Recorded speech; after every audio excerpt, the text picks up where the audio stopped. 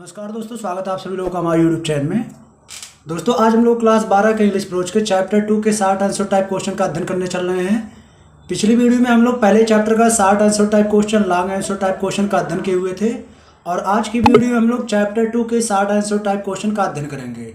तो दोस्तों जो लोग नोट नहीं बनाए हुए हैं वे लोग नोट्स बना के रेडी कर लें। हम आप लोगों को अलग अलग वीडियो के माध्यम से हर एक चैप्टर को प्रोवाइड करवाते रहेंगे। और दोस्तों आप लोगों का आंसर एकदम इजी लैंग्वेज में है, एकदम सटीक जवाब आप लोगों का आंसर है। आप लोग उसको लर्न कर लीजिएगा और वीडियो को पूरा कंप्लीटली देख लीजिएगा, ठीक है दोस्तों। तो चैप्टर को पढ़ाने से पहले हम आप लोगों को बता देते हैं कि इस चैप्टर में दोस्तों आप लोग पढ़े होंगे 2 पार्ट है, ठीक है। एक पार्ट जो है साहिब नाम का लड़का रहता है जो बांग्लादेश के ढाका में रहता है, लेकिन ढाका में तूफान आने के कारण उसका खेत और घर जो है बर्बाद हो जाता है, इसीलिए वह दिल्ली के सीमापुरी में आके बस जाता है और कबाड़ी वाला बन जाता है, ठीक है दोस्तों। वह गली गली जो है कबाड़ी बीनता है और उसी से अपनी जीविका को चलाता है, ठीक है दोस्तों। और उसके साथ जो है तमाम कबाड़ी वाले भी वहाँ पे रहते हैं। तो लेखिका इस चैप्टर में उस कबाड़ी वाले यानी साहिब से जो है बातचीत करती हैं और उसके बारे में पूरा जो है बताई है, ठीक है। और दूसरा पार्ट जो है वो मुकेश के बारे में है जो कि फिरोजाबाद का जो है एक गरीब लड़का रहता है, यानी फिरोजाबाद में जो लोग चूड़ियाँ बनाते हैं उन्हीं का बेटा रहता है, ठीक है। तो लेखिका ये दोनों अलग अलग पार्टों में, यानी पहले पार्ट में साहिब वाले पार्ट में साहिब से बातचीत करके उसके बारे में बताई हैं और दूसरे पार्ट में मुकेश जो रहता है मुकेश से बातचीत करके उसके बारे में पूरा बताई हुई। तो आइए दोस्तों हम लोग पहला क्वेश्चन देखते हैं इस चैप्टर का 60 आंसर टाइप क्वेश्चन का। पहला क्वेश्चन क्या कह रहा है। अगर दोस्तों आप लोग चाहते हैं इसी प्रकार आप लोगों का वीडियो मिलता रहे तो प्लीज चैनल को सब्सक्राइब कर लीजिए और अपने दोस्तों में शेयर कर लीजिए जिससे आप लोगों को इसी प्रकार का वीडियो मिलता रहे।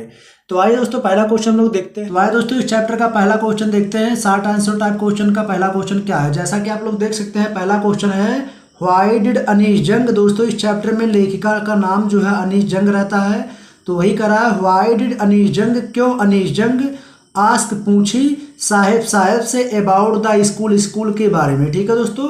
इस चैप्टर में जो है लेखिका जो है साहिब से स्कूल के बारे में पूछती हैं। क्यों पूछती हैं। साहिब जो है कबाड़ी बीनने का काम करता है, तो लेखिका जाती हैं, कहते हैं तुम ये काम क्यों करते हो।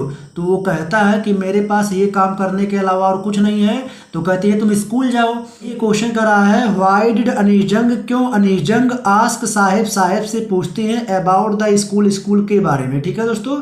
ये क्वेश्चन कर रहा है कि अनीश जंग यानी लेखिका जो है साहिब से स्कूल के बारे में क्यों पूछती हैं। और नेक्स्ट पार्ट इस क्वेश्चन का है व्हाट वाज इट्स इम्पैक्ट, इससे क्या प्रभाव पड़ा ऑन साहिब पर, ठीक है दोस्तों।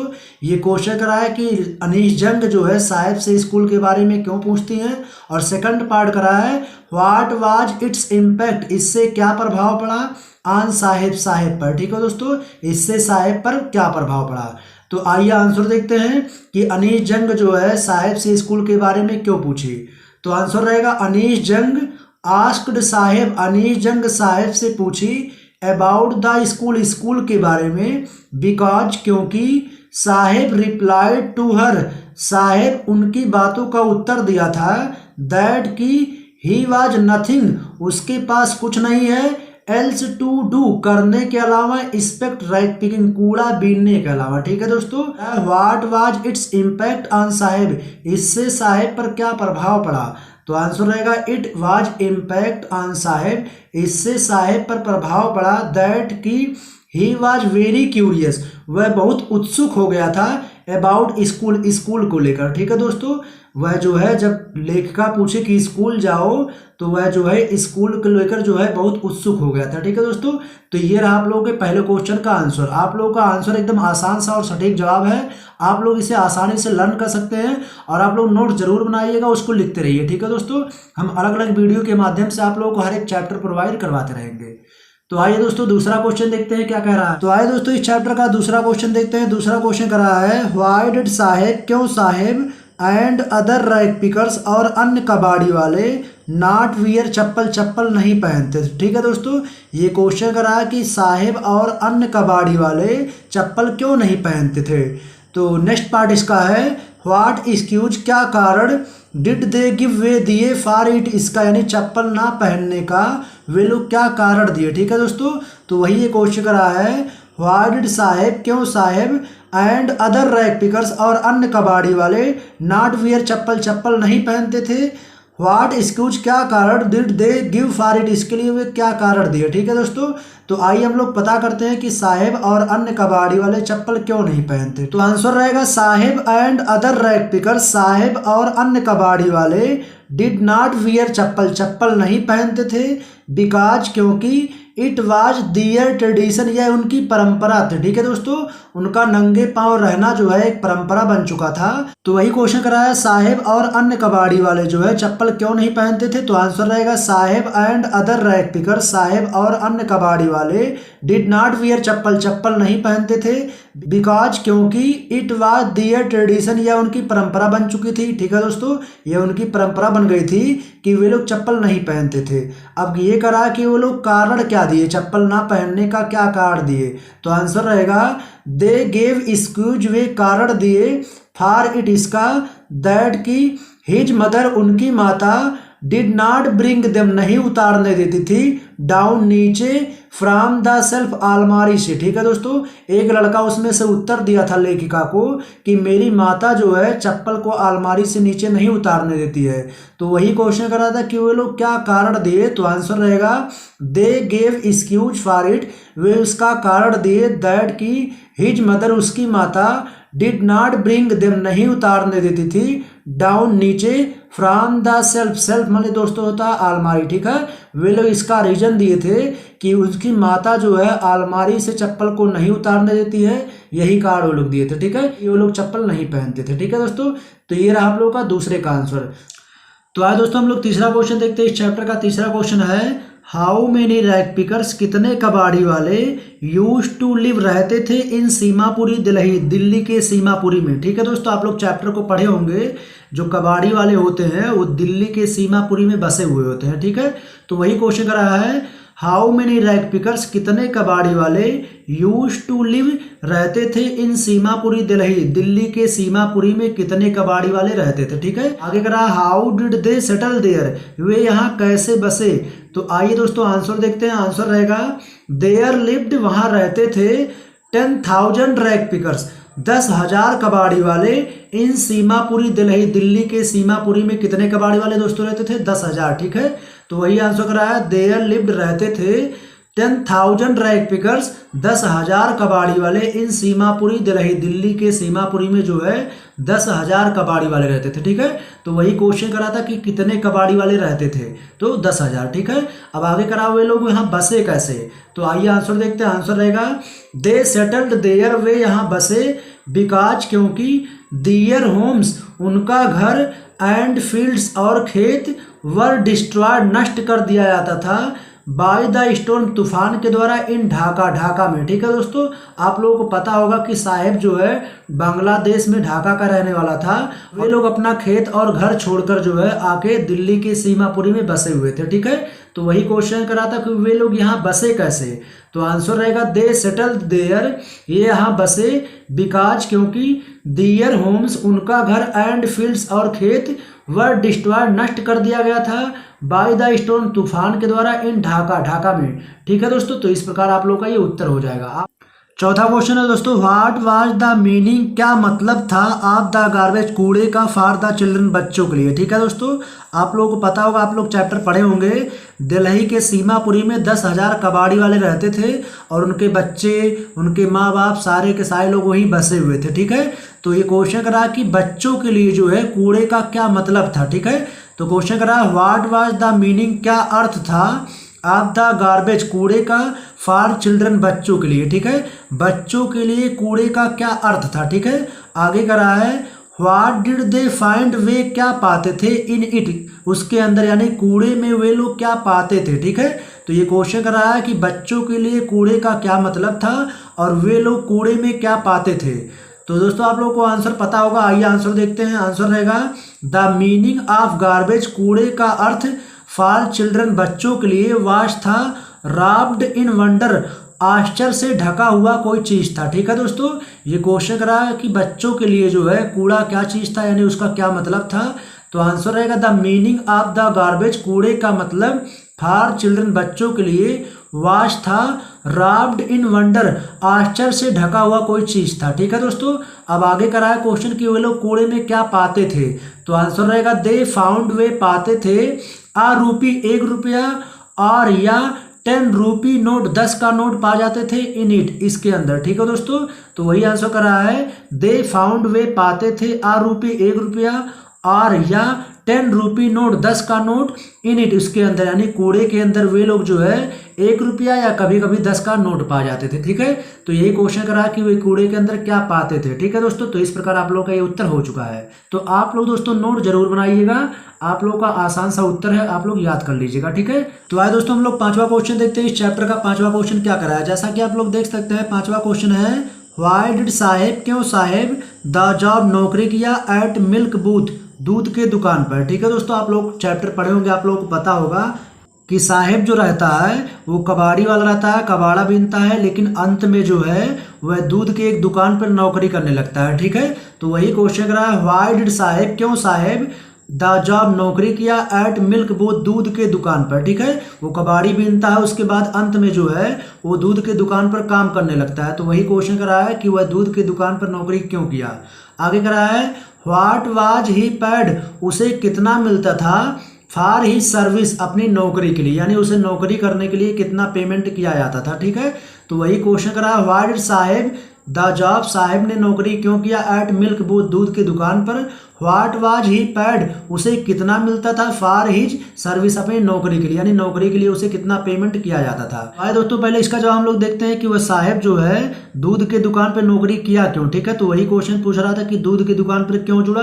तो आंसर रहेगा साहेब ज्वाइंड द जॉब, साहेब नौकरी किया एट मिल्क बूथ, दूध के दुकान पर, बिकॉज, क्योंकि, ही वांटेड टू अर्न, वह कमाना चाहता था, मोर मनी, अत्यधिक धन। ठीक है दोस्तों, ये क्वेश्चन करा था कि साहेब दूध के दुकान पर नौकरी क्यों किया। तो आंसर रहेगा साहेब ज्वाइंड द जॉब, साहेब नौकरी किया एट मिल्क बूथ, दूध के दुकान पर, बिकॉज, क्योंकि, ही वांटेड, वह चाहता था, टू अर्न, कमाना, मोर मनी, अत्यधिक धन, यानी अधिक धन वह कमाना चाहता था, इसीलिए वह दूध के दुकान पे नौकरी किया। ठीक है, अब आगे करा उसे नौकरी के लिए कितना पेमेंट किया जाता था। ठीक है, तो आंसर रहेगा ही वाज पेड, उसे अदा किया जाता था 800 रुपीज, 800 रुपये, एंड ऑल हिज मील, उसका सारा भोजन, फॉर हिज सर्विस, नौकरी के लिए। ठीक है दोस्तों, तो ये रहा आप लोगों का 5वां का आंसर। ठीक है, आइए आगे देखते हैं। तो दोस्तों हमने आप लोगों को पहले ही बताया कि इस चैप्टर में 2 कहानियां हैं। पहला कहानी यानी साहेब का कहानी खत्म हो चुका है, अब जो है अगले नेक्स्ट पार्ट का कहानी स्टार्ट हो चुका है, यानी मुकेश के बारे में। ठीक है, तो ये 6वां क्वेश्चन मुकेश से रिलेट करके आ रहा है। जैसा कि आप लोग देख सकते हैं 6वां क्वेश्चन है हु वाज मुकेश, मुकेश कौन था। ठीक है, 6वां क्वेश्चन करा है हु वाज मुकेश, मुकेश कौन था। वेयर डिड ही बिलोंग, वह कहाँ से संबंधित था। And what was his ambition, और उसका लक्ष्य क्या था। ठीक है दोस्तों, ये 6वां क्वेश्चन जो है इस कहानी के पार्ट 2 का कहानी है मुकेश के बारे में। ठीक है, तो करा हु वाज मुकेश, मुकेश कौन था। वेयर डिड ही बिलोंग, वह कहाँ से संबंधित था। And what was his ambition, उसका लक्ष्य क्या था। तो दोस्तों आप लोग चैप्टर को पढ़े होंगे, आप लोगों को पता होगा कि मुकेश जो है एक चूड़ी बनाने वाले का बेटा था। ठीक है, तो वही आंसर रहेगा Mukesh was the son of a poor bangle maker, Mukesh was, Mukesh था, द सन, बेटा था, ऑफ अ पुअर, एक गरीब, बैंगल मेकर, चूड़ी बनाने वाले का बेटा था। ठीक है दोस्तों, ये क्वेश्चन करा कि मुकेश कौन था। तो Mukesh was the son of a poor bangle maker, Mukesh एक चूड़ी निर्माता का बेटा था। ठीक है, आगे करा है वेयर डिड ही बिलोंग, वह कहाँ से संबंधित था। तो आंसर रहेगा ही बिलोंग्ड, वह संबंधित था, अ पुअर फैमिली, एक गरीब परिवार से, इन फिरोजाबाद, फिरोजाबाद में। ठीक है, वह फिरोजाबाद के एक गरीब परिवार से संबंधित था। ठीक है, आगे उसी में करा है व्हाट वाज हिज एम्बिशन, उसका लक्ष्य क्या था। तो आगे रहेगा हिज एम्बिशन, उसका लक्ष्य वाज था, टू बीकम, बनने का, a motor mechanic, motor mechanic बनने का उसका लक्ष्य था। ठीक है, तो इस क्वेश्चन में 3 क्वेश्चन पूछा गया है। हु वाज मुकेश, मुकेश कौन था। तो आप लोगों को बताया कि मुकेश जो है एक चूड़ी निर्माता का बेटा था। ठीक है, आगे करा वेयर डिड ही बिलोंग, वह कहाँ से संबंधित था। तो रहेगा ही belonged a poor family in Firozabad, वह फिरोजाबाद के गरीब परिवार से संबंधित था। तीसरा क्वेश्चन है व्हाट वाज हिज एम्बिशन, उसका लक्ष्य क्या था। तो आंसर रहेगा हिज एम्बिशन वाज, उसका लक्ष्य था, टू बीकम बनने का, अ मोटर मैकेनिक, एक मोटर मैकेनिक बनने का उसका लक्ष्य था। ठीक है दोस्तों, तो इसी प्रकार इसका आंसर आप लोगों का हो जाएगा। आइए अगला क्वेश्चन देखते हैं हम लोग। तो आए दोस्तों सातवां क्वेश्चन लोग देखते हैं। सातवां क्वेश्चन है व्हाई डिड मुकेश, क्यों मुकेश वॉलंटियर, वॉलंटियर माने दोस्तों होता है इच्छा जताना। ठीक है दोस्तों, वॉलंटियर माने होता है इच्छा जताना। ठीक है, तो क्वेश्चन रहा है व्हाई डिड मुकेश, क्यों मुकेश वॉलंटियर इच्छा जताया, टू टेक ले जाने के लिए, नरेटर लेखिका को, होम घर, यानी मुकेश लेखिका को अपने घर ले जाने की इच्छा क्यों जताया। आप लोग चैप्टर को पढ़े होंगे, आप लोगों को पता होगा कि मुकेश जो है लेखिका को अपने घर ले गया था। ठीक है, तो वही क्वेश्चन करा है व्हाई डिड मुकेश, क्यों मुकेश वॉलंटियर इच्छा जताया, टू टेक ले जाने के लिए, नरेटर, नरेटर को, होम अपने घर। ठीक है, मुकेश नरेटर को अपने घर ले जाने की इच्छा क्यों जताया। आगे करा है हु वर देयर, वहाँ कौन था, इन द होम घर में, उसके यानी मुकेश के घर में कौन कौन लोग रहते थे। ठीक है, तो ये क्वेश्चन करा है कि वह लेखिका को यानी नरेटर को अपने घर क्यों ले गया। ठीक है, तो आइए आंसर देखते हैं। आंसर रहेगा मुकेश वॉलंटियर्ड, मुकेश इच्छा जताया, टू टेक ले जाने के लिए, द नरेटर, नरेटर को, होम घर। ठीक है, मुकेश वॉलंटियर, मुकेश इच्छा जताया, टू टेक ले जाने के लिए, द नरेटर, नरेटर को, होम घर, बिकॉज क्योंकि, ही फेल्ट वेरी हैप्पी, वह बहुत खुशी महसूस किया, फॉर हिज होम, उसका घर, वाज रीबुल्ट, दोबारा बन रहा था यानी पुनर्निर्माण हो रहा था उसका घर, तो इसलिए वह बहुत खुश था। तो अपने घर को दिखाने के लिए जो है वह नरेटर को अपने घर लेकर गया था। ठीक है, तो वही क्वेश्चन कर रहा था कि मुकेश लेखिका यानी नरेटर को अपने घर क्यों ले गया। ठीक है, तो मुकेश वॉलंटियर्ड, मुकेश इच्छा जताया, टू टेक ले जाने के लिए, द नरेटर, नरेटर को, होम घर, बिकॉज क्योंकि, ही फेल्ट वेरी हैप्पी, वह बहुत खुशी महसूस किया, फॉर हिज होम, उसका घर, वाज रीबुल्ट, पुनर्निर्माण हो रहा था। ठीक है, उसका जो घर था यानी मुकेश का घर जो है दोबारा बन रहा था, तो इसलिए वह बहुत खुश था, तो वही दिखाने के लिए लेखिका को अपने घर लेकर गया था। ठीक है, आगे करा है who were there in the home, घर में कौन कौन लोग रहते थे। तो रहेगा there were father of Mukesh, वहाँ मुकेश के पिताजी रहते थे, हिज ग्रैंड मदर, उसकी दादी रहती थी, हिज एल्डर ब्रदर, उसका बड़ा भाई रहता था, and his sister in law, उसकी भाभी, इन द होम, घर में रहते थे। ठीक है दोस्तों, ये क्वेश्चन करा है कि घर में कौन कौन लोग रहते थे। तो करा है there were father of Mukesh, Mukesh के पिता, हिज ग्रैंड मदर, उसकी दादी, हिज एल्डर ब्रदर, उसका बड़ा भाई, and his sister in law, उसकी भाभी, इन द होम, घर में रहते थे। ठीक है दोस्तों, तो ये क्वेश्चन रहा कि वह लेखिका को अपने घर क्यों ले गया, तो उसका घर दोबारा बन रहा था इसलिए बहुत खुश था, तो वही दिखाने के लिए अपने घर लेकर गया था।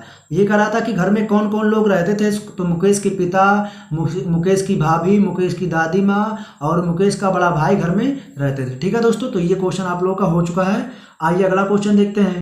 भाई दोस्तों हम लोग आठवां क्वेश्चन देखते हैं। आठवां क्वेश्चन है इट इज हिज कर्म, वह उसका कर्म है, हिज डिस्टिनी, उसका भाग्य है, हु सेड दिस, यह कौन कहा, एंड वाई, और क्यों कहा। ठीक है दोस्तों, ये जो लाइन आप लोग देख रहे हैं, ये लाइन लिखा है इट इज हिज कर्म, यह उसका कर्म है, हिज डिस्टिनी, उसका भाग्य है, हु सेड दिस, यह कौन कहा, यह माने दोस्तों यानी ये लाइन जो है कौन बोला था, एंड वाई, और क्यों बोला था। ठीक है, तो आइए आंसर देखते हैं। आंसर रहेगा इट इज हिज कर्म, यह उसका कर्म है, हिज डिस्टिनी, उसका भाग्य है, मुकेश ग्रैंड मदर, मुकेश की दादी माँ, सेड दिस, यह बोली थी। ठीक है दोस्तों, ये जो लाइन बोला गया है ये मुकेश की दादी माँ बोली थी। तो ये क्वेश्चन करा था हु सेड दिस, ये लाइन कौन बोला, तो करा है इट इज हिज कर्म, है उसका कर्म है, हिज डिस्टिनी, उसका भाग्य है, मुकेश ग्रैंड मदर, मुकेश की दादी माँ, सेड दिस, यह बोली थी। ठीक है, तो करा है वाई, क्यों बोली थी। ठीक है, तो आइए आंसर देखते हैं।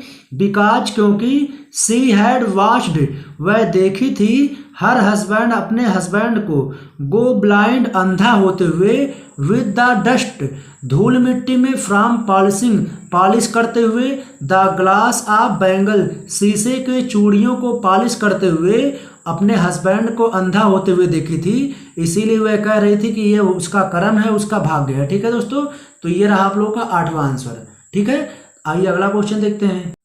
आइए दोस्तों नवा क्वेश्चन देखते हैं। नवा क्वेश्चन है what does the bangle symbolise, चूड़ियाँ क्या दर्शाता है। ठीक है दोस्तों, आप लोग चैप्टर पढ़े होंगे, आप लोगों को पता है इस चैप्टर में बताया गया है कि चूड़ियों का क्या प्रतीक है। ठीक है, तो ये क्वेश्चन करा है what does the bangle symbolise, चूड़ियों का क्या प्रतीक है या चूड़ियाँ क्या दर्शाता है। ठीक है, आगे करा है व्हाट इज द रोल, क्या भूमिका है आप बैंगल मेकर चूड़ी निर्माताओं का, आप फिरोजाबाद के। ठीक है, फिरोजाबाद के चूड़ी निर्माताओं का क्या भूमिका है। ठीक है, तो ये क्वेश्चन करा है what does the bangle symbolise, चूड़ियों का क्या प्रतीक है। और ये क्वेश्चन करा है व्हाट इज द रोल आप bangle makers of Firozabad, Firozabad के चूड़ी बनाने वालों को क्या भूमिका है। ठीक है, तो पहले हमको इसका आंसर देना है कि चूड़ियों का क्या प्रतीक है। तो आइए आंसर देखते हैं। आंसर रहेगा द बैंगल सिंबलाइज, चूड़ियाँ दर्शाते हैं यानी चूड़ियों का प्रतीक है। करा द बैंगल सिंबलाइज, चूड़ियों का प्रतीक है। एंड इंडियन वुमेन, भारतीय महिलाओं का सुहाग, सुहाग का प्रतीक है। ठीक है दोस्तों, आप लोगों को पता है कि चूड़ियाँ जो होती हैं वो भारतीय महिलाओं के सुहाग का प्रतीक है। तो वही क्वेश्चन करा है कि चूड़ियाँ जो है किस चीज़ का प्रतीक है। तो आंसर रहेगा द बैंगल सिंबलाइज, चूड़ियों का प्रतीक है। एंड इंडियन वुमेन, सुहाग, भारतीय महिलाओं का सुहाग का प्रतीक है। स्पीशियसनेस, दोस्तों ये सुहाग हिंदी में लिखा है और ये जो है स्पीशियसनेस है इसका इंग्लिश शब्द है। ठीक है, तो करा है स्पीशियसनेस सुहाग का प्रतीक है इन द मैरिज, शादियों में। ठीक है दोस्तों, तो आइए दोबारा इसको बता देते हैं। द बैंगल सिंबलाइज, चूड़ियाँ प्रतीक हैं। एंड इंडियन वुमेन, सुहाग, भारतीय महिलाओं का सुहाग का प्रतीक है। स्पीशियसनेस ये इंग्लिश शब्द है सुहाग। इन द मैरिज, शादियों में। ठीक है, चूड़ियाँ जो है भारतीय महिलाओं का शादियों में सुहाग का प्रतीक है। ठीक है, आगे करा है कि उनकी भूमिका क्या है। तो रहेगा द बैंगल मेकर्स, चूड़ियाँ बनाने वाले आप फिरोजाबाद के हैव स्पेंट, गुजार दिए, जनरेशन, पीढ़ियाँ गुजार दिए, टू मेकिंग बैंगल, चूड़ियाँ बनाने में। ठीक है दोस्तों, ये क्वेश्चन कराया था कि चूड़ियाँ बनाने वाले जो है इस फिरोजाबाद में चूड़ियाँ बनाने वाले को क्या भूमिका है। ठीक है, तो आंसर रहेगा द बैंगल मेकर्स, चूड़ियाँ बनाने वाले आप फिरोजाबाद के हैव स्पेंट, गुजार दिए, जनरेशन, पीढ़ियाँ गुजार दिए, टू मेकिंग बैंगल, चूड़ियाँ बनाने में। ठीक है दोस्तों, तो इसी प्रकार आप लोगों का ये उत्तर हो गया। आइए अगला और अंतिम क्वेश्चन देखते हैं। अंतिम क्वेश्चन क्या कह रहा है। अगला क्वेश्चन है दोस्तों, why could the bangle makers, क्यों बैंगल मेकर्स नॉट, नहीं, ऑर्गेनाइज, संगठित कर पाए, देमसेल्फ, आपस में, इनटू अ कोऑपरेटिव, सहकारी समिति। ठीक है दोस्तों, आप लोग चैप्टर को पढ़े होंगे। अंत में लेखिका जो है चूड़ी निर्माताओं को बोलती हैं कि आप लोग एक सहकारी समिति बना लो जिससे आप लोगों को सरकार से कुछ मदद मिल सके। ठीक है, तो वो लोग नहीं बना पाए थे, तो वही क्वेश्चन करा है why could the bangle makers, क्यों चूड़ी निर्माता नॉट ऑर्गेनाइज, नहीं संगठित कर पाए, देमसेल्फ, आपस में, इनटू अ कोऑपरेटिव, सहकारी समिति, यानी सहकारी समिति जो है आपस में वो लोग क्यों नहीं बना सके। ठीक है, आगे करा व्हाट डू दे फेस, वे किस चीज का सामना करते, इफ दे डू सो, यदि वह ऐसा करते। ठीक है, आप लोग चैप्टर को पढ़े होंगे, आप लोगों को पता है कि वे लोग एक गरीब, बहुत गरीब हुआ करते हैं। तो लेखिका उनके बीच जब जाती है तो वो कहती हैं कि आप लोग एक सहकारी समिति बना लो जिससे आप लोगों को सरकार से कुछ मदद मिल सके। ठीक है, तो ये क्वेश्चन करा कि वो लोग सहकारी समिति क्यों नहीं बना सके, और ये क्वेश्चन करा कि अगर वे लोग बनाते तो वो लोग किस चीज़ का सामना करते। तो आइए दोस्तों आंसर देखते हैं। तो आंसर रहेगा द बैंगल मेकर्स, चूड़ी बनाने वाले, कुड नॉट ऑर्गेनाइज, नहीं संगठित कर सके, देमसेल्फ, आपस में, इनटू अ कोऑपरेटिव, सहकारी समिति नहीं संगठित कर सके। ठीक है, ये क्वेश्चन करा कि चूड़ी बनाने वाले आपस में सहकारी समिति क्यों नहीं बना सके। तो आंसर रहेगा the bangle maker could not organise, चूड़ी बनाने वाले नहीं संगठित कर पाए, देमसेल्फ, आपस में, इनटू अ कोऑपरेटिव, सहकारी समिति, बिकॉज, क्योंकि, देयर वाज नो लीडर, कोई नेता नहीं था, एमंग देम, उनके बीच कोई नेता नहीं था, हु कुड हेल्प देम, जो उनकी मदद कर सके। ठीक है दोस्तों, वे लोग सहकारी समिति क्यों नहीं बना पाए, बिकॉज, क्योंकि, देयर वाज नो लीडर, वहाँ कोई नेता नहीं था, एमंग देम, उनके बीच, हु कुड हेल्प देम, जो उनकी मदद कर सके। ठीक है, आगे करा व्हाट डू दे फेस, वे किस चीज़ का सामना करते, इफ़ दे डू सो, यदि वह ऐसा करते, यानी अगर वो लोग सहकारी समिति बनाते तो किस चीज़ का सामना करते। तो आंसर रहेगा इफ दे डू सो, यदि वे ऐसा करते, देन तब, they hauled up by the police, वे पुलिस के द्वारा पकड़ लिए जाते, एंड ड्रैग टू जेल, और जेल में डाल दिए जाते। ठीक है दोस्तों, अगर वे लोग ऐसा करते तो पुलिस के द्वारा पकड़ लिए जाते और जेल में डाल दिए जाते। तो दोस्तों ये रहा आप लोगों का सारा आंसर। अगर आप लोगों को वीडियो अच्छा लगा हो तो प्लीज़ लाइक कर दीजिए, दोस्तों में शेयर कर लीजिए और चैनल को सब्सक्राइब कर लीजिए। दोस्तों हम अलग अलग वीडियो के माध्यम से आप लोगों को हर एक चैप्टर को प्रोवाइड करवाते रहेंगे, तो आप लोग चैनल को सब्सक्राइब कर लीजिए जिससे आप लोगों को अगला चैप्टर भी मिल पाए। और अगर वीडियो अच्छा लगा तो प्लीज़ लाइक कर दीजिए। बहुत बहुत धन्यवाद आप लोग।